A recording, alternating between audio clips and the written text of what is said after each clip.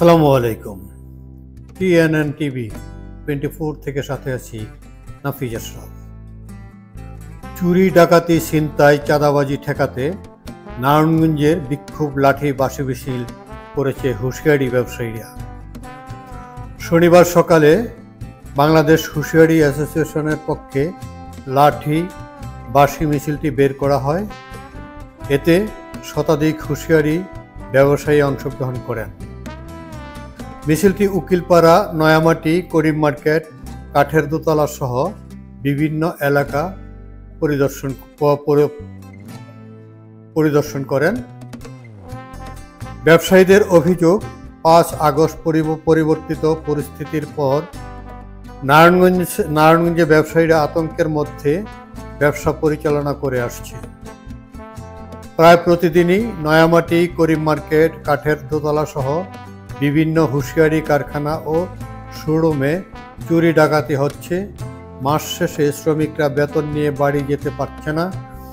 রাস্তায় বের হলেই শ্রমিকদের মারধর ও ছুরিকাঘাত করে টাকা পয়সা ছিনিয়ে নিচ্ছে। বিষয়টি আইন শৃঙ্খলা রক্ষাকারী বাহিনীর সদস্যদের বারবার অবহিত করেও কোনো প্রতিকার পাচ্ছে না ব্যবসায়ীরা। হুঁশিয়ারি ব্যবসায়ীরা জানান, আমাদের পিঠ দেয়ালে ঠেকে গেছে। চুরি, ডাকাতি ও ছিনতাইয়ের কারণে মফস্বলের ব্যবসায়ীরা আগের মতো পণ্য নিতে আসছে না। যেসব পাইকাররা নারায়ণগঞ্জ পণ্য নিতে আসে তারাও ভয়ের মধ্যে থাকে, যে কারণে আমাদের ব্যবসায় চরম ক্ষতির সম্মুখীন। নারায়ণগঞ্জ হুঁশিয়ারি অ্যাসোসিয়েশনের সভাপতি বদিউজ্জামান বদু বলেন, ছিনতাই, চাঁদাবাজি অতিষ্ঠ হয়ে পড়েছে হুঁশিয়ারি ব্যবসায়ীরা, তাই বাধ্য হয়ে আজ থেকে মার্কেটের প্রতিটি অলিতে গলিতে লাঠি বাঁশি নিয়ে প্রস্তুত থাকবে ব্যবসায়ী ও শ্রমিকরা। কোনো চোর, ডাকাত, ছিনতাই বা চাঁদাবাজ মার্কেটে প্রবেশ করলে তাকে ধরে পুলিশের কাছে সুপর্দ করা হবে। বুঝাই দিতে চাই, ভবিষ্যতে চাঁদাবাজ সন্ত্রাসী করলে আমরাও পারি, কিন্তু আমরা আইনকে হাতে নিলাম না।